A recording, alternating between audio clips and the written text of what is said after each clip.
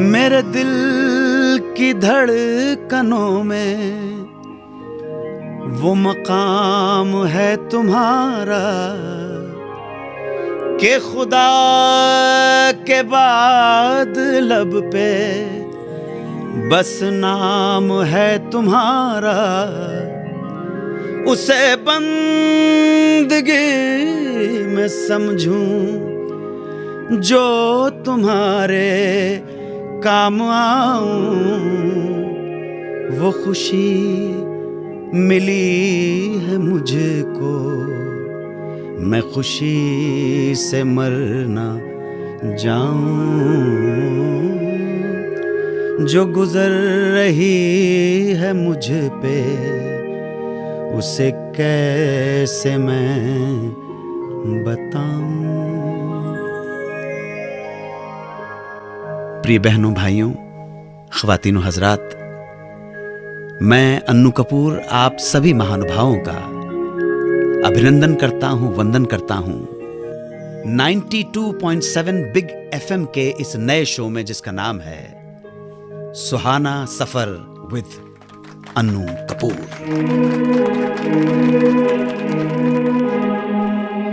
हो हो हो हो हो हो हो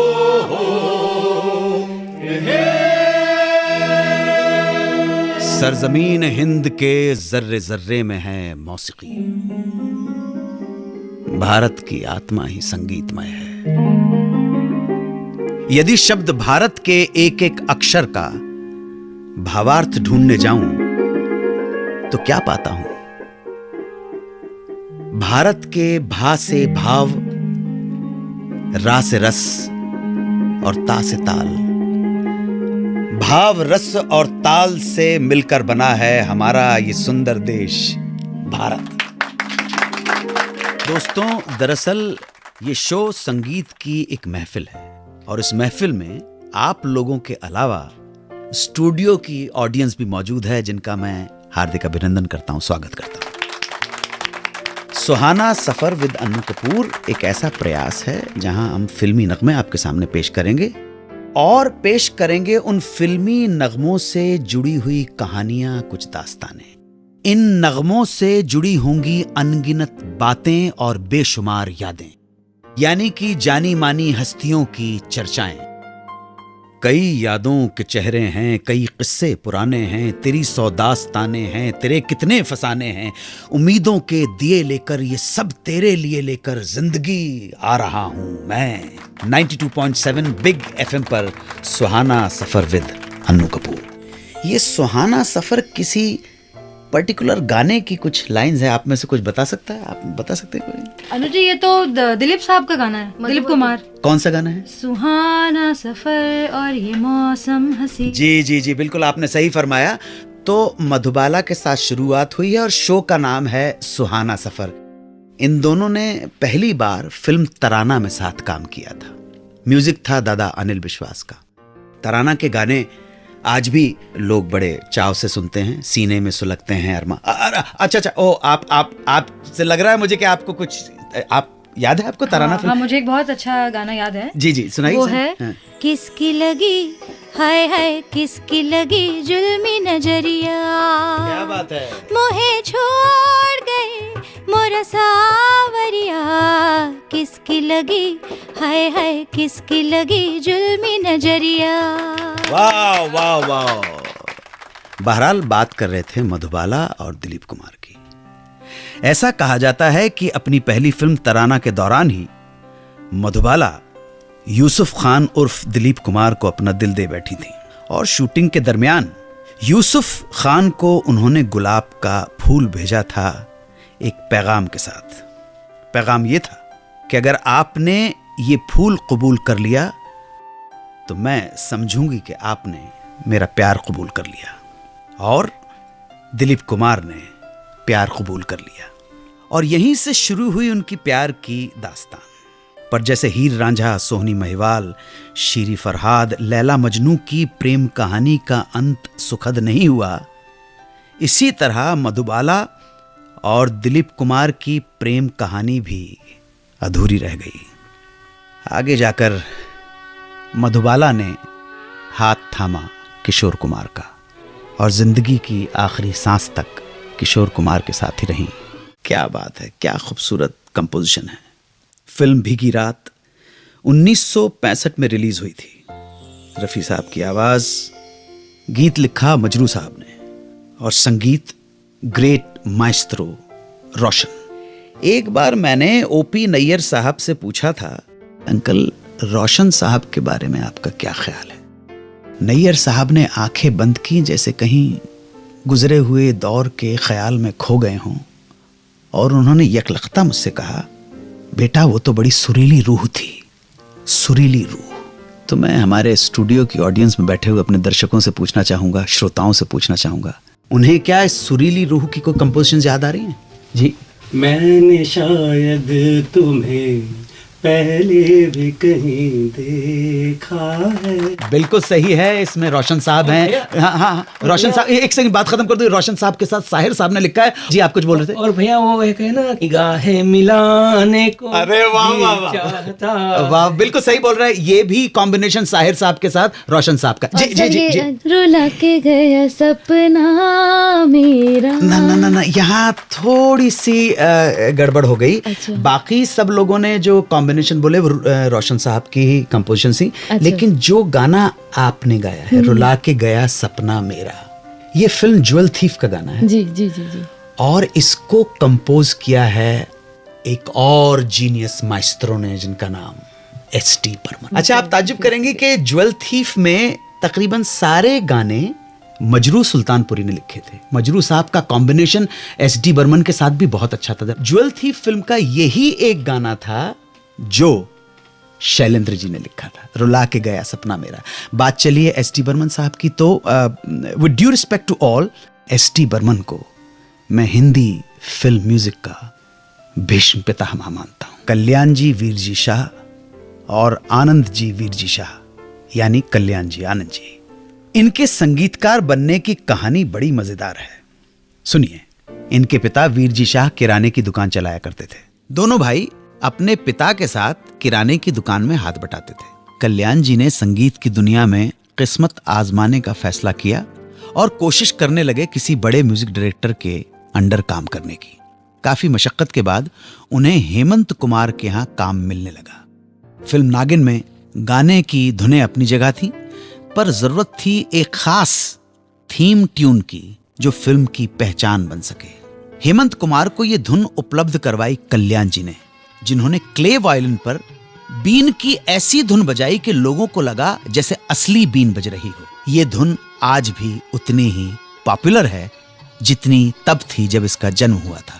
इसी दौरान इन दोनों भाइयों के एक म्यूजिकल ग्रुप की शुरुआत हुई जिसका नाम था कल्याण जी वीर जी पार्टी।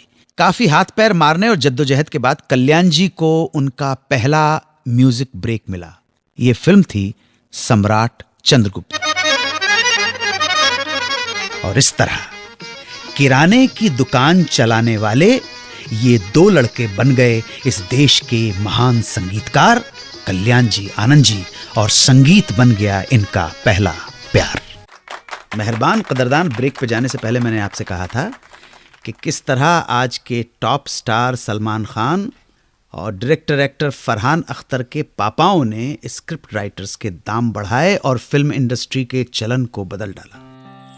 सलमान और फरहान के इन पॉपुलर पापास का नाम आप जानते हैं। सलमान के फादर सलीम खान और फरहान के पापा जावेद अख्तर। तो चले शुरू करते हैं इन दोनों की कहानी। तो जनाब, कहानी यूं है कि फिल्म जंजीर का ट्रायल देखने के बाद यश चोपड़ा सलीम जावेद के टैलेंट से इस कदर मुतासिर हुए, इतने प्रभावित हुए कि उन्होंने अपने असिस्टेंट रमेश तलवार को कहा कि गल सुन रमेश, जा ते इन दो यंग ते टैलेंटेड मुंडियां नू साइन कर ले। रमेश तलवार ने सलीम जावेद को अप्रोच किया। यंगस्टर सलीम जावेद ने फिल्म लिखने की जो कीमत मांगी उसे सुनकर रमेश जी के होश उड़ गए, क्योंकि उस वक्त टॉप के राइटर्स को ज्यादा से ज्यादा 40,000 रुपए मिला करते थे, जबकि सलीम जावेद ने 2 लाख रुपए की डिमांड कर डाली थी। इस 2 लाख के रेट को लेकर इंडस्ट्री में काफी मजाक भी उड़ाया गया। बात आई गई हो गई और अब आई जंजीर। जब तक बैठने को न कहा जाए शराफत से खड़े रहो। ये पुलिस स्टेशन है, तुम्हारे बाप का घर नहीं। और बना गई इतिहास। लोग जागे। एक बार फिर यश चोपड़ा ने रमेश तलवार को कहा कि 2 लाख में सलीम जावेद को डन कर दो। रमेश जी ने फिर सलीम जावेद जी को वापस अप्रोच किया और कहा कि भाई यश जी 2 लाख देने को तैयार हैं। तब सलीम जावेद ने उनसे कहा, देखो रमेश जी, 2 लाख तो जंजीर की रिलीज से पहले था, अब तो हम 8 लाख लेंगे। तो मेहरबान कदरदान, इस तरह दीवार लिखी गई, बनी और हिट हुई। प्रोफेसर फिल्म को डायरेक्ट किसने किया था? जिन्होंने प्रोफेसर डायरेक्ट की थी उन्होंने ही जहां प्यार मिले डायरेक्ट की थी, उन्होंने ही प्रिंस डायरेक्ट की थी, उन्होंने ही डायरेक्ट की थी दुल्हन वही जो पिया मन भाई। वो तो लेख टंडन जी ने बिल्कुल सही फरमाया आपने। लेख जी के नाम पर जोरदार तालियां बजाइए। लेख जी को पहला ब्रेक मिला। लेख जी आप जानते हैं पृथ्वी थिएटर से जुड़े हुए थे, वहीं पे रहते हुए उनकी जान पहचान, दोस्ती, यारी बढ़ गई थी शंकर जयकिशन के साथ। तो लेख जी के इब्तदाई दौर में काफी स्ट्रगल के बाद उनको पहला ब्रेक दिया ईगल फिल्म्स ने। प्रोफेसर लेख जी की पहली फिल्म थी एज ए डायरेक्टर। उनको जब ब्रेक मिला, FC मेहरा साहब ने बुलाया, उनको कहा कि चल लेख, मैं तुझको एज ए डायरेक्टर लॉन्च करने जा रहा हूं और बस तू बन जाएगा डायरेक्टर। तो आप इमेजिन कर सकते हैं कि संघर्ष के दौरान अगर इतनी बड़ी खुशी किसी को मिल जाए, इतना बड़ा अचीवमेंट मिल जाए, तो आप लेख साहब की कैफियत का अंदाजा लगा सकते हैं जो उस टाइम पर उन्हें उम्मीदों भरी उम्र थी। तो ऐसे ही हौसले बुलंद थे, खुशी, उत्साह, लगन के साथ निकले होंगे लेख जी अपने ऑफिस से। दरअसल लेख जी का एक किस्सा उन्होंने लेख जी ने खुद मुझे सुनाया था। अच्छा।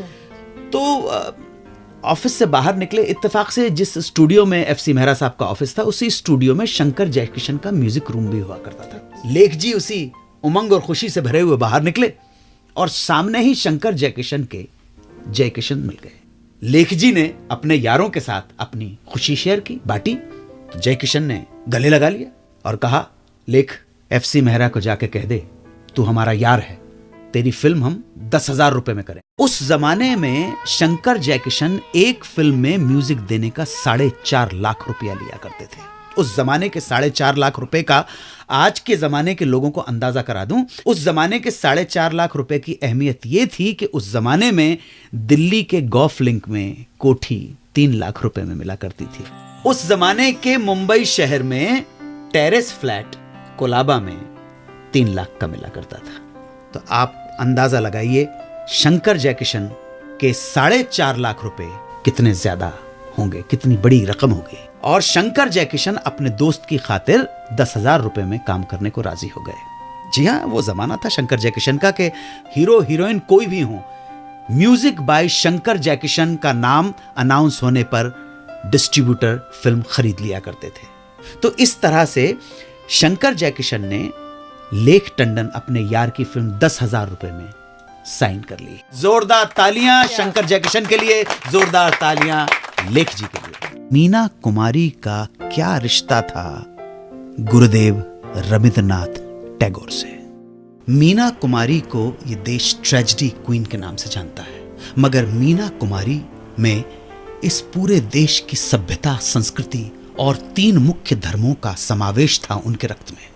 मीना कुमारी की नानी का नाम था सुंदरी देवी। सुंदरी देवी का विवाह हुआ था गुरुदेव रविंद्रनाथ टैगोर के छोटे भाई से। गुरुदेव रविंद्रनाथ टैगोर के छोटे भाई की मृत्यु के बाद सुंदरी देवी विधवा हो गई और विधवा को इतने प्रोग्रेसिव ख्यालात के बावजूद टैगोर परिवार ने स्वीकार नहीं किया। मजबूरी और संघर्ष और किस्मत सुंदरी देवी को लेके आ गई लखनऊ, जहां उन्हें नर्स की नौकरी करनी पड़ी। यहीं पर उर्दू जर्नलिस्ट प्यारेलाल शाकिर को उनका पता पड़ा। प्यारेलाल शाकिर साहब भारत के सर्वोपरि और प्रथम उर्दू के जर्नलिस्ट माने जाते हैं। प्यारेलाल शाकिर क्रिश्चियन थे, ईसाई थे।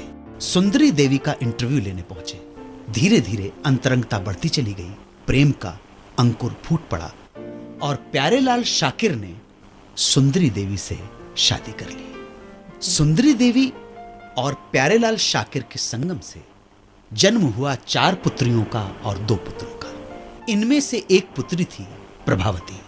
बच्चे बड़े हुए, संघर्ष और किस्मत प्रभावती को लेके आ गई बंबई और यहां उन्होंने एक थिएटर कंपनी में काम करना शुरू किया, जहां उनकी मुलाकात हुई एक हारमोनियम प्लेयर से, अली बख्श। अली बख्श और प्रभावती के बीच में प्रेम हुआ और दोनों ने शादी कर ली। निकाह के बाद प्रभावती का नाम हो गया इकबाल बेगम। इकबाल और अली बख्श की एक बेटी, उसका नाम महजबीन, जिस महजबीन को सारा आलम मीना कुमारी के नाम से जानता है। मीना कुमारी सही मायने में भारत की थी। सारे धर्म उनके अंदर आ गए थे। मीना कुमारी ना सिर्फ कलाकारी की एक बेजोड़ मिसाल हैं, बल्कि इस सांप्रदायिक भावना की, इस हार्मनी की भी एक सिंबल है। एक मजहब कोई ऐसा भी चलाया जाए, एक मजहब कोई ऐसा भी चलाया जाए जिसमें इंसान को इंसान बनाया जाए। क्या बात, क्या बात। एक मजहब कोई ऐसा भी चलाया जाए जिसमें इंसान को इंसान बनाया जाए। और मेरे दुख दर्द का तुझ पर हो असर कुछ ऐसा, मेरे दुख दर्द का तुझ पर हो असर कुछ ऐसा, मैं रहूं भूखा तो तुझसे भी न खाया जाए। एक मजहब कोई ऐसा भी चला। ऐसे ही दिल के जज्बात आपके साथ शेयर करने, आपके साथ बांटने, गीत सुनाने, सुनने के लिए, दास्तानें छेड़ने के लिए मैं कल भी आपके सामने हाजिर होऊंगा उस प्रोग्राम में जिसका नाम है सुहाना सफर विद अन्नू कपूर, सिर्फ 92.7 बिग एफएम पर। 92.7 बिग एफएम पर सुनते रहिए सुहाना सफर विद अन्नू कपूर की कुछ सुहानी यादें।